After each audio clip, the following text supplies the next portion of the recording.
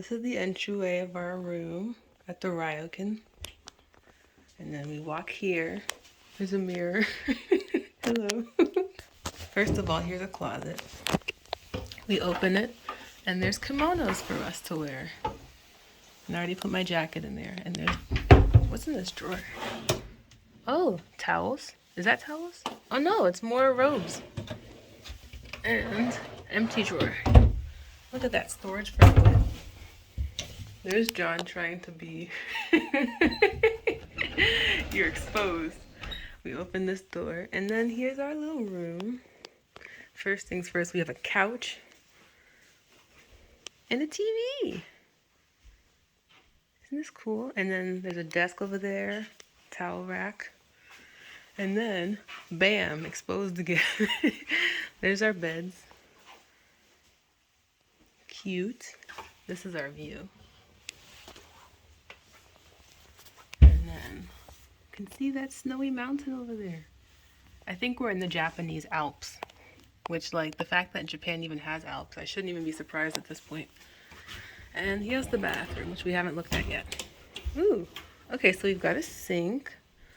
Vanity area. Ooh. Door number 1 or door number 2? Door number 2 it was. If you get what I'm saying.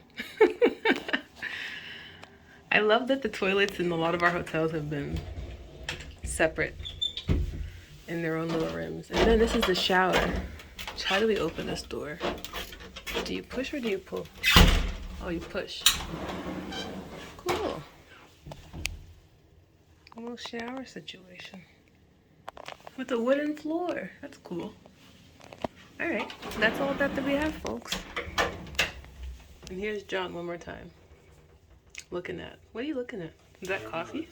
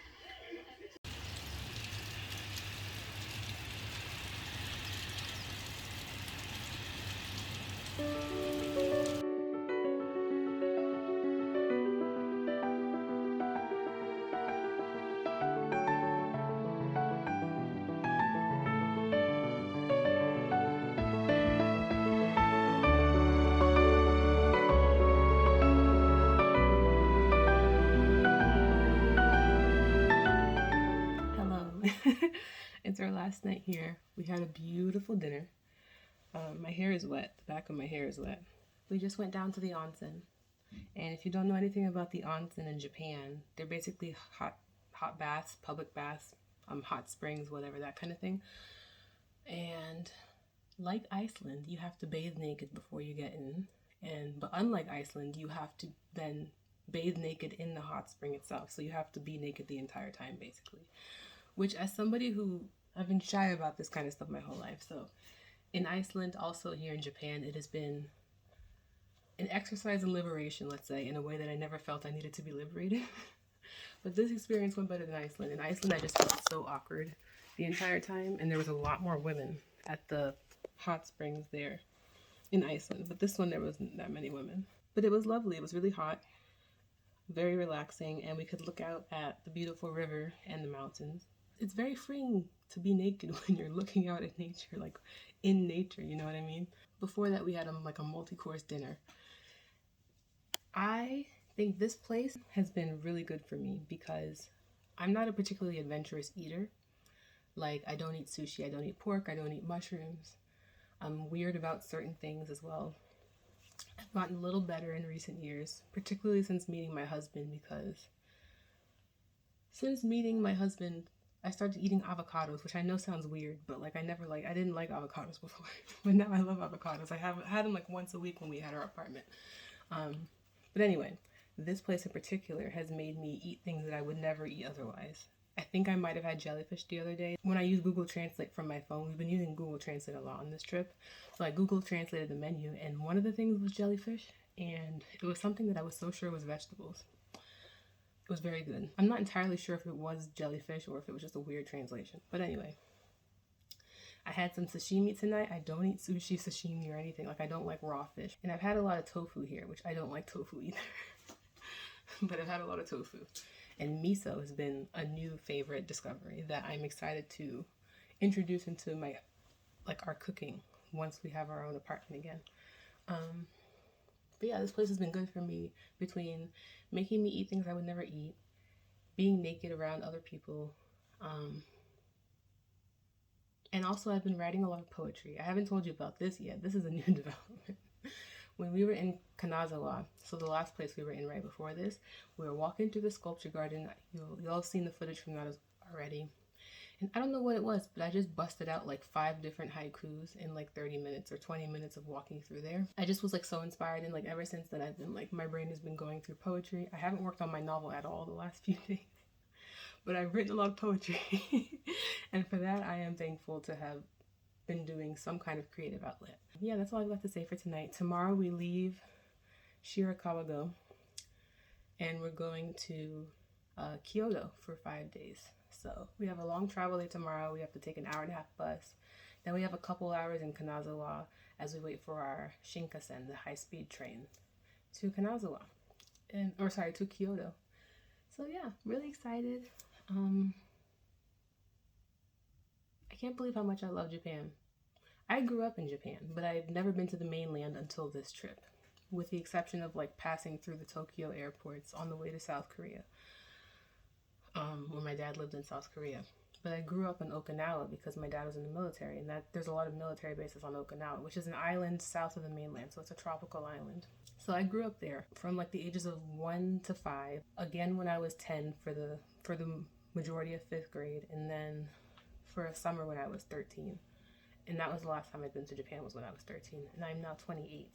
So it's like coming back to my roots and like actually understanding my roots in a weird way. Like, I know I'm not actually Japanese, but I feel such a connection to Japan because I've spent so much time here.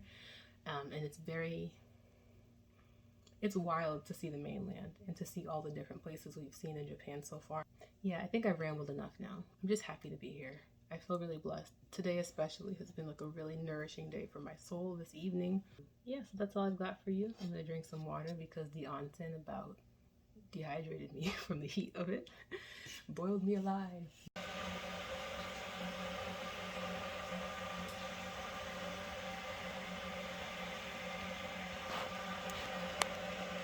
There used to be mountains there.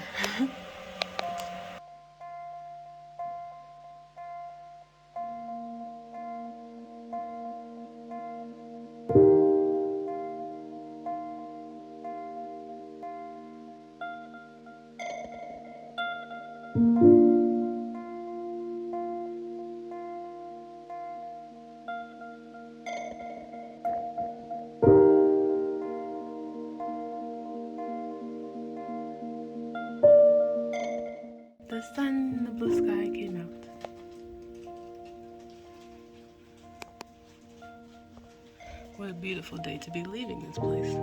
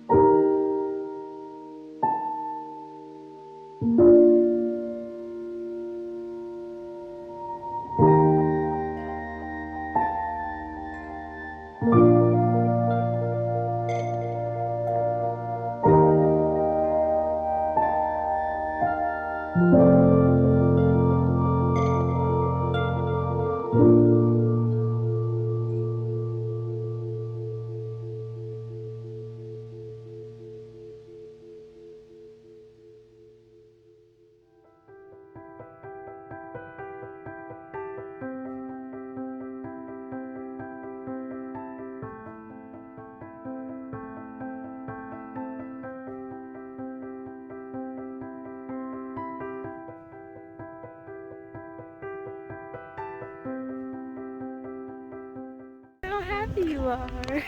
You got this grin on your face. And this is why. Monkey D. Luffy.